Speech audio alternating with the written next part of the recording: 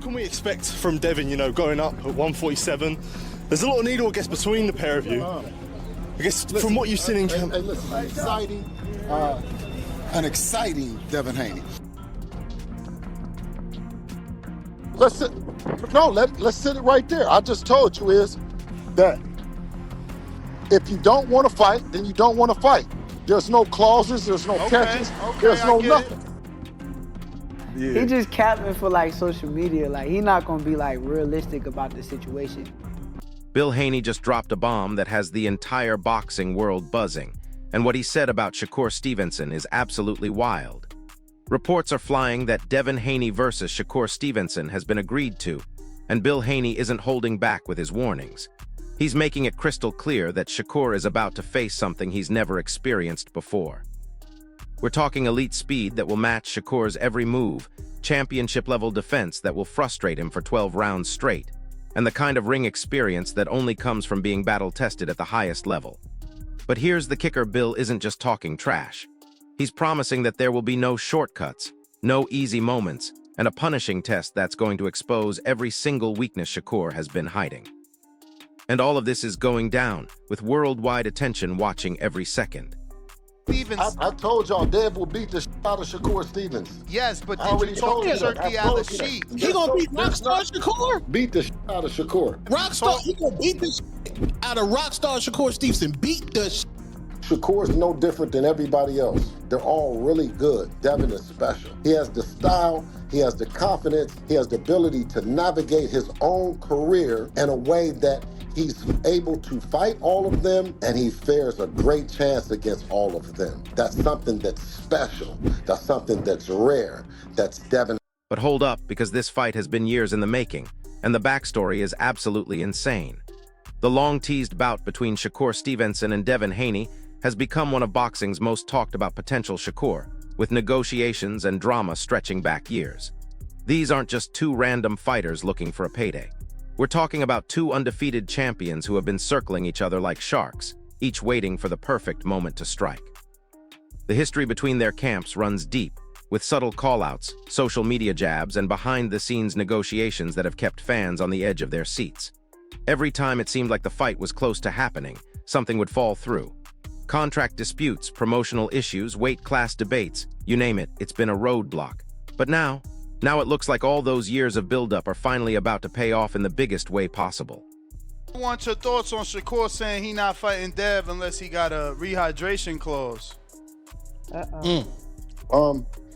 Shakur, man, honestly, you know what I mean? Because, you know, I can pop it on channels and like that and do that, you know what I mean? And we can have fun with it.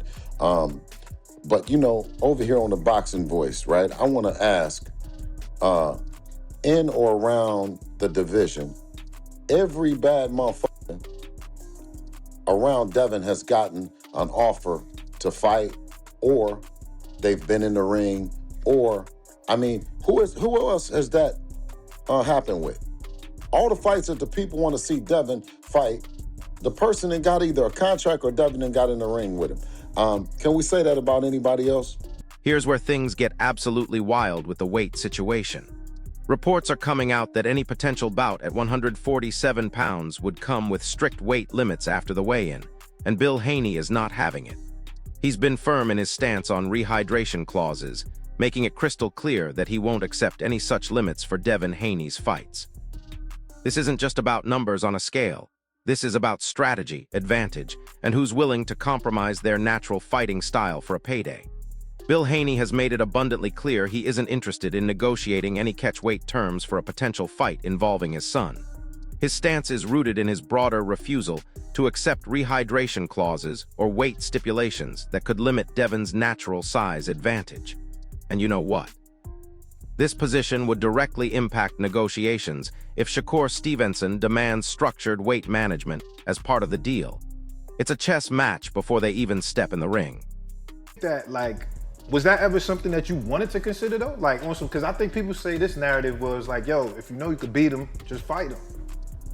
Yeah, but why would I fight this nigga for the least money that I could get when it's like, okay, cool, let's go through the WBC, because that's what I... Now listen to this part. because Bruce Carrington just dropped some serious analysis that changes everything. He believes Shakur Stevenson will outbox Devin Haney by controlling distance, timing, and angles in ways that most people aren't even considering. According to Carrington, Shakur's footwork isn't just good, it's elite level, combined with defensive skills and ring IQ that would completely neutralize Haney's jab. Think about that for a second. Haney's jab has been his bread and butter, the weapon he's used to control every single fight. But Carrington is saying Shakur would limit exchanges and turn the entire fight into a technical chess match where Haney's usual advantages disappear. That's not just bold prediction. That's a complete breakdown of how this fight could unfold in ways nobody expects. Ignore that whole part. I said, WBC, y'all do y'all job, enforce the fight, and we're gonna do it that way. They gave him the deadline to figure out was he gonna fight me or fight. And get this, many analysts are saying Shakur Stevenson possesses all the tools to become boxing's next big star. And this fight could be the moment that launches him into superstardom. We're talking technical skill that makes veteran fighters look amateur, defensive mastery that frustrates opponents into making mistakes, and exceptional boxing IQ that allows him to solve puzzles in real time. But here's what's really interesting. Fans are increasingly appreciating elite technique over sheer power, which plays perfectly into Shakur's strengths. His disciplined approach and ring savvy set him apart from every other fighter in his generation. He's not just winning fights, he's doing it with a style that could define boxing's future. As he continues to notch significant victories and maintain that undefeated record, he's positioning himself as a potential defining figure in the sport's next era. But I really made the WBC do their job. That's what it really came down to. And whatever finish that they was gonna offer, that's what it was gonna be at the end of the day. So if they would have came back and said 75-25, would you I have would have taken had no choice. I just try to go around the bullshit that was presented because that's bullshit. Like, I'm a 2-division world champ. I unified at 130 in one of the biggest fights at 130 pounds. Like, if we're gonna be realistic. But wait, it gets even better when you look at what this fight really represents. A potential Shakur Stevenson versus Devin Haney clash promises to be a true mega fight for boxing, the kind that unites casual fans and hardcore enthusiasts alike. Both fighters are undefeated, both are technically elite, and both are absolutely hungry to cement their legacies in ways that will be talked about for decades. This matchup would showcase top-level skill, strategy, and excitement that captivates fans worldwide while defining a new era in the sport. We're not just talking about a fight, we're talking about a cultural moment that could shift the entire landscape of boxing. Going up to these guys' weight classes if I'm not planning on going there. So any of y'all want to fight me at 147? Yeah, rehydration. 10 pounds. 10-pound rehydration. That like the IBF rule, basically. You gotta understand, that means on fight night, when we get in the ring, they're gonna be 157, maybe 158. Max. No bigger than 160 that night. Right. I'm cool with that. So if we could get it like, all right, like the IBF rule, 10-pound rehydration. Yes, but think about it. If there's no rehydration clause, these guys gonna get it up to 170 pounds. Yeah, 175. I'm in the 140s on fight night. Yeah. So if I'm 140, they 170. Bro, what am I in here wrestling around? Here's the thing though, Devin Haney has firmly established himself as one of boxing's most technically gifted fighters, and people are starting to realize just how dangerous he really is. His lightning-fast reflexes aren't just quick, they're precise, combined with pinpoint accuracy that allows him to land shots while avoiding counters.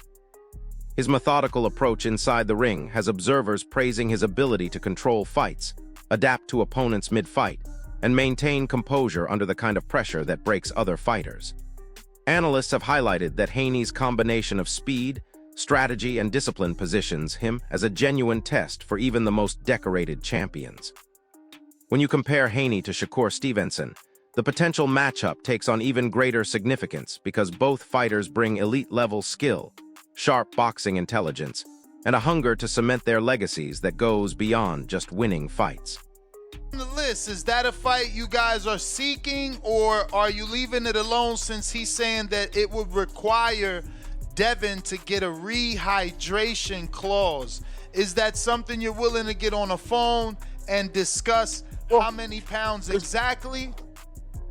Well, when you're speaking about Debo, you might hear a whole lot of that's inconsistent with things that you say about normal fighters.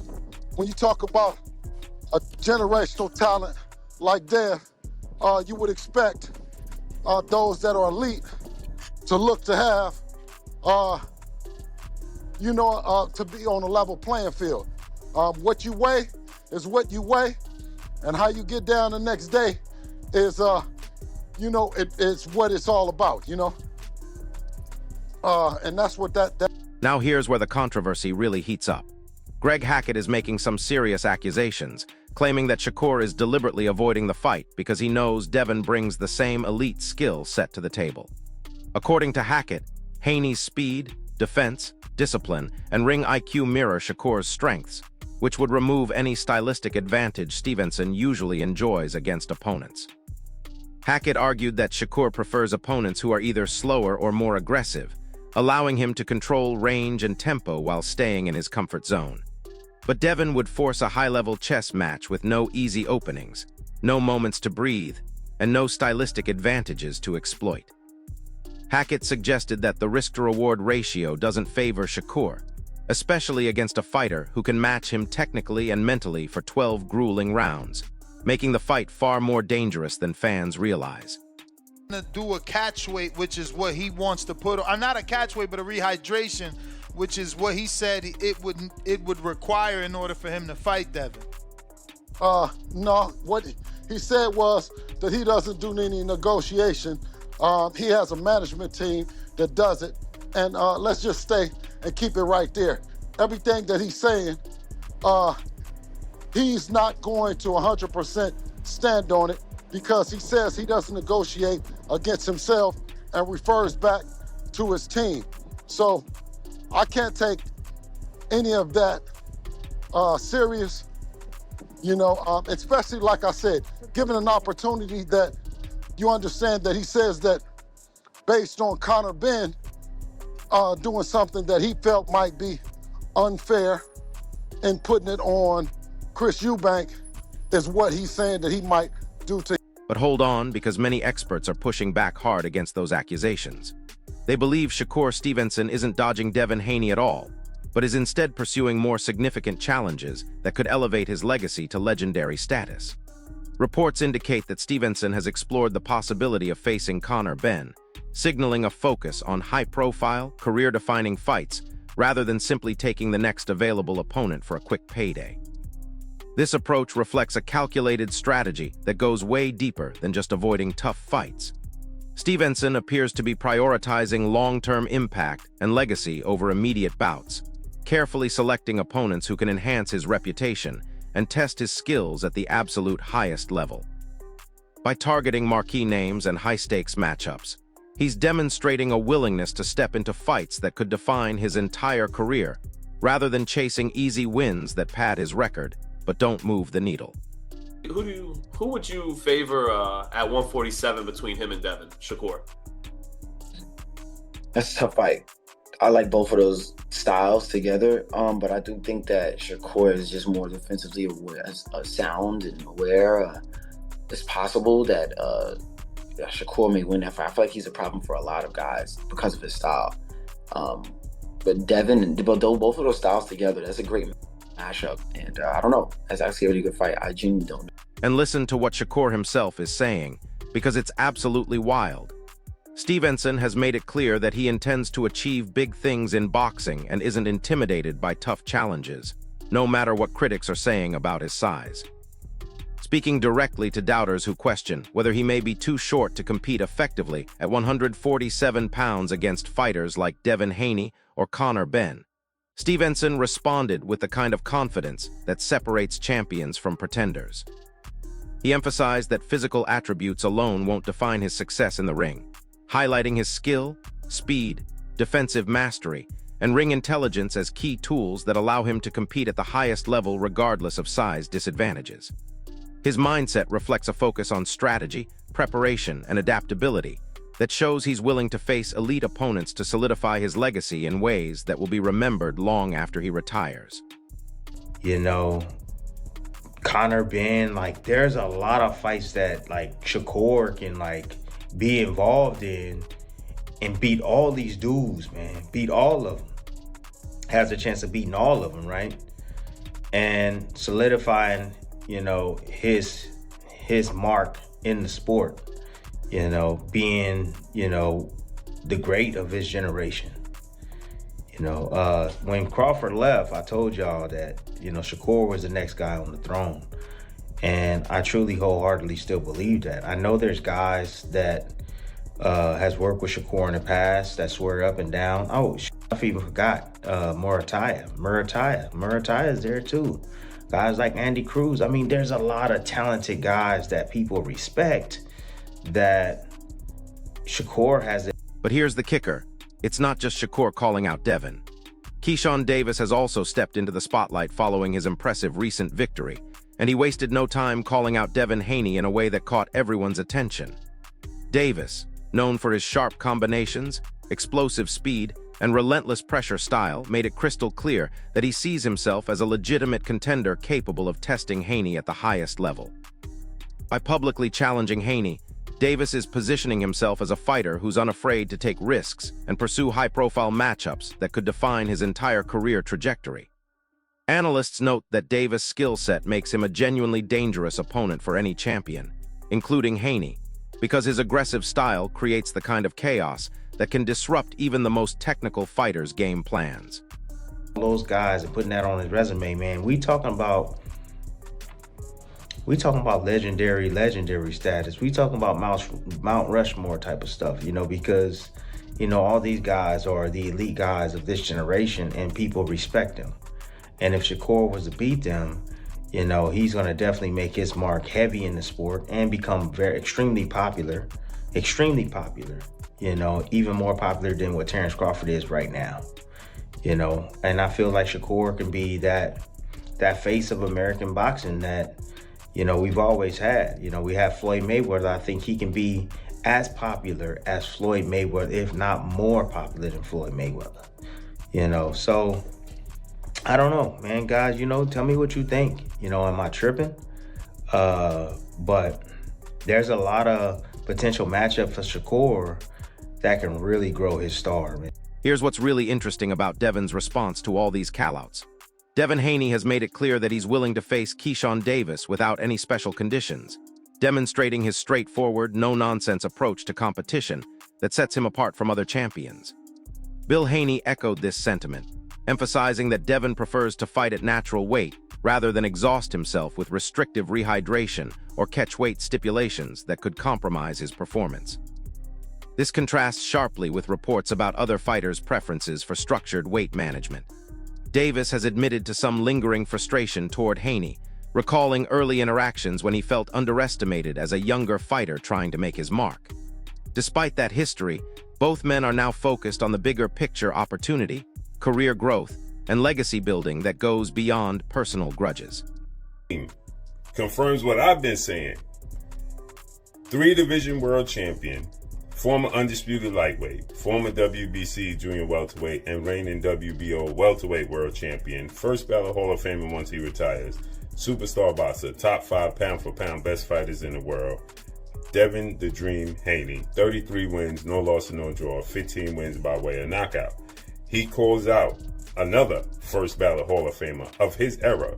Ironically enough, Devin Haney is 27, and the person he calls out is 28 years old, who's another first ballot Hall of Famer, Olympic silver medalist, 4-division world champion, former unified super featherweight, who simultaneously up until yesterday held the WBC 135-pound title and the WBO 140-pound junior welterweight title.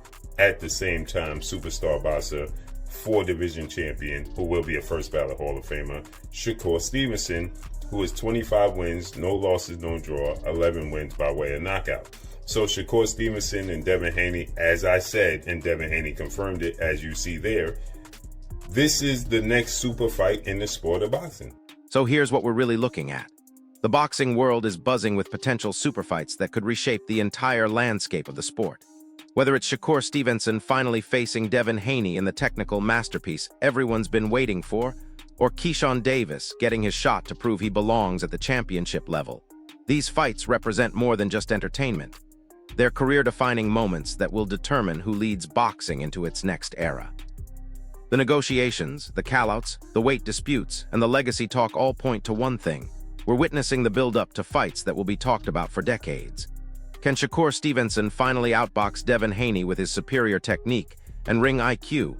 Or will Haney's skill and championship experience prevail when the lights are brightest? Drop your thoughts in the comments and let me know who you think takes it. If this breakdown helped you understand what's really happening behind the scenes, smash that like button, subscribe to the channel, and hit the notification bell because these super fights are about to get even crazier. I'll see you in the next one. Accomplishments, because now Shakur is a 4-weight world champion. Devin is a 3-weight world champion. Devin was undisputed, but now Shakur is a 2-time lineal champion. So he's a 2-time Ring Magazine winner. 2-time unified champion. If you want to add the ring, far as with the WBO, he was unified at 130. So he's a 2-time unified champion, 2-time lineal champion. Beat a guy like Teofimo Lopez, who rises to the occasion. Had a close fight with George Kambosos. You can make a claim that he was fighting out of frustration or out of emotion, and that was it. He was in his prime too, Josh Taylor seemed to be drained at 140. Not taking away from Devin, but he was already moving up to 47, they were saying. Lomachenko was a little older and smaller. So, they about even in terms of that. And that's exactly what makes this entire situation even more explosive. Because there's another layer to this story that most people don't even realize. The promotional politics behind these potential fights are absolutely insane, and they're playing a massive role in whether we actually get to see these dream matchups happen. You've got different networks pushing for different fights, promotional companies trying to protect their investments, and managers playing chess moves that could make or break careers. Bill Haney has been incredibly vocal about not letting promotional politics dictate Devin's career path, which is refreshing in a sport where business often gets in the way of the best fights. But here's the thing, that stance could actually work against them if other camps decide to play hardball with negotiations. He knows Dev has something for him, but he got something for Dev. It's a great fight. He know he could possibly lose to Dev.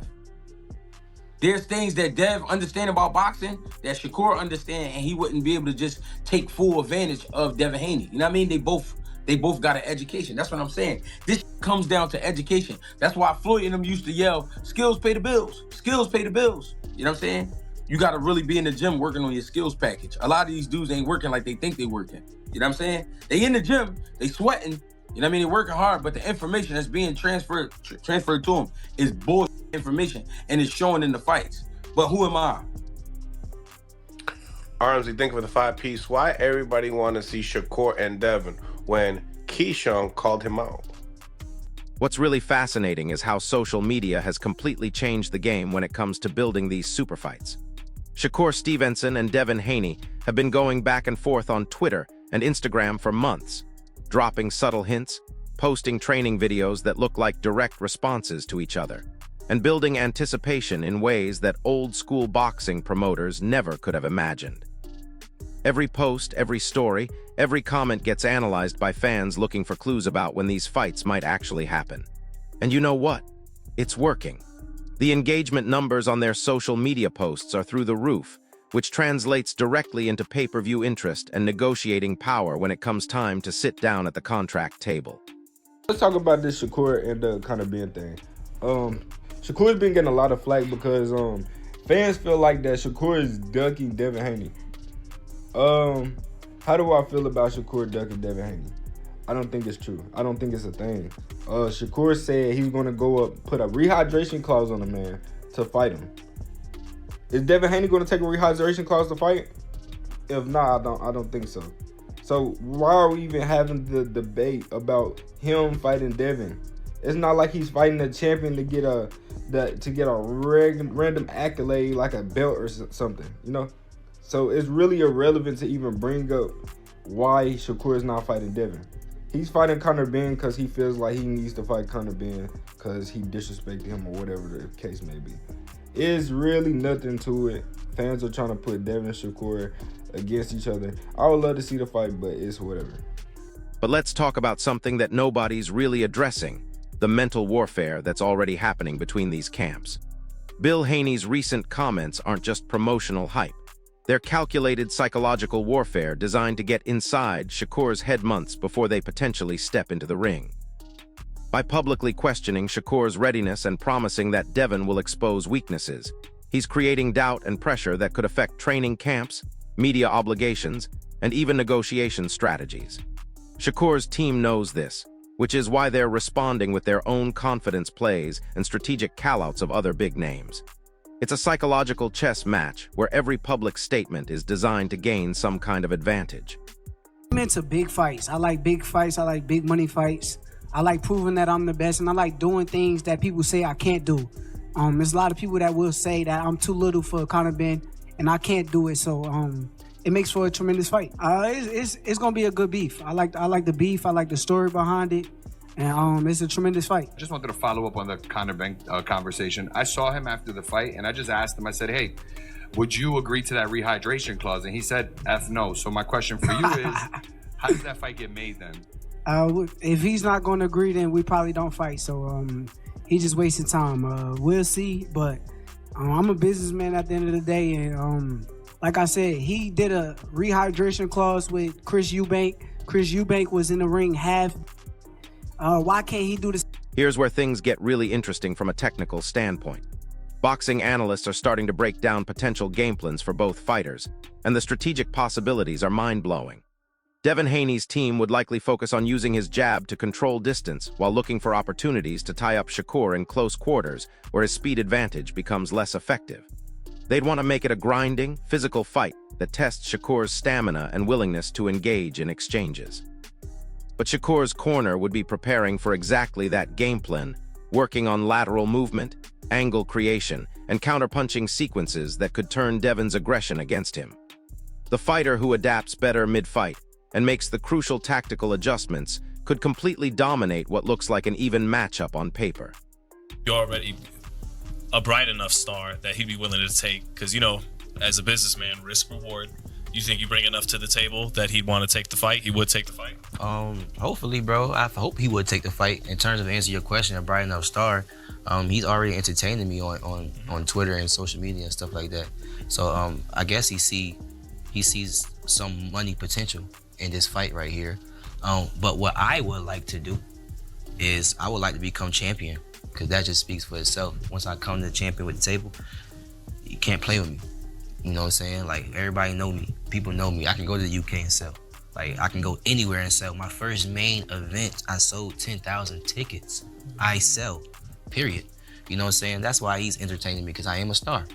But when I come with that world title, whether I beat Dalton Smith or I go move up the weight and beat Lewis Crocker, once I come with them world titles, it's just a different. And speaking of technical breakdowns, veteran trainers are weighing in with some absolutely wild predictions about how this fight would unfold. Legendary coach Abel Sanchez recently suggested that the winner would be determined by who can better handle the pace changes throughout 12 rounds. According to Sanchez, both fighters excel when they can dictate tempo, but the moment they're forced to fight at their opponent's rhythm, cracks start to show. He pointed out that Shakur tends to have moments where he coasts, particularly in middle rounds, while Devin can sometimes become too mechanical when opponents apply sustained pressure.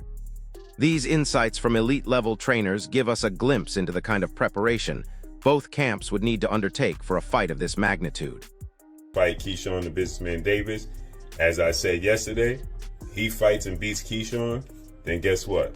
It makes the fight with Shakur and Devin that much bigger, right? Because it's a redemption, it's a storyline, so on and so forth. Devin has history, sparring session. We know the history, right? So Devin Haney wants that fight, as we know. This is not a surprise. This is what Devin Haney does. No stipulations. As father trainer and manager Bill Haney stated yesterday on the Boxing Voice, he stated, why we have to have stipulations, roadblocks. We ain't trying to do that. Devin moved up so he don't have to drain himself. Why would he have to drain himself? Right? Nonetheless, Shakur wants a 10-pound rehydration course.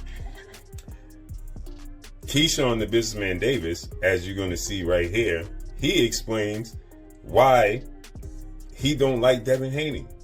Because, and people are asking me and sending me, this is an old clip that Keyshawn did with Wallow and Gilly, and people are asking me my thoughts has resurfaced because obviously the Devin Haney, Keyshawn Davis, saga has started to kick up. But here's what's really got the boxing world talking. The financial implications of these potential super fights are absolutely staggering.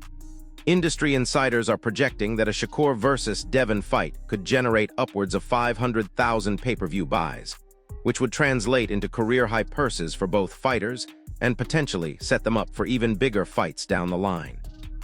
The winner wouldn't just get bragging rights. They'd position themselves as the face of boxing's new generation and the go-to opponent for aging superstars looking for one last big payday. We're talking about fights with Gervonta Davis, Ryan Garcia, or even potential crossover matches that could break into mainstream entertainment in ways that boxing desperately needs right now. Let's also address the elephant in the room. What happens if one of these fighters loses before these super fights can happen? Both Shakur and Devin have upcoming obligations and potential fights that could completely derail the momentum we're seeing right now. An unexpected loss, a serious injury, or even a poor performance against a lesser opponent could kill the excitement and negotiating power that's driving these potential matchups. That's why the timing is so crucial, and why Bill Haney's urgency in making these fights happen isn't just about striking while the iron is hot. It's about capitalizing on a moment that might not last much longer. The international appeal of these fights is something that's flying under the radar, but could be absolutely huge for both fighters' careers.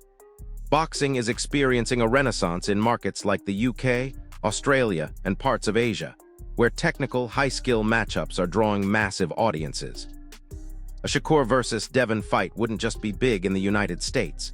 It could be a global event that introduces both fighters to international fan bases in ways that transform their earning potential for years to come.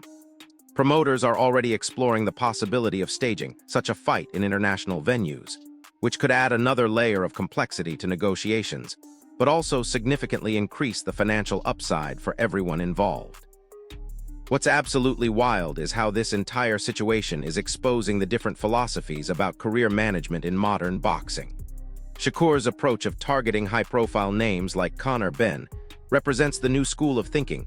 Build your brand through marquee matchups that generate headlines and social media buzz, even if they're not necessarily the most logical fights from a rankings perspective. Devin's willingness to face anyone without special conditions represents the old-school mentality of proving yourself against all comers and letting your skills do the talking. Both approaches have merit, but they create fascinating tension when it comes to actually making fights happen. And here's something that's got hardcore boxing fans absolutely buzzing: the potential for this fight to determine who becomes the next breakout star that casual sports fans actually care about. Boxing has struggled with mainstream relevance in recent years, with only a handful of fighters managing to break through to general sports consciousness. A fight between two undefeated, technically elite young fighters could be exactly what the sport needs to capture attention from fans who might not normally watch boxing. The winner wouldn't just get a victory on their record. They'd potentially become the face that represents boxing to an entire generation of sports fans who are looking for new stars to follow and support.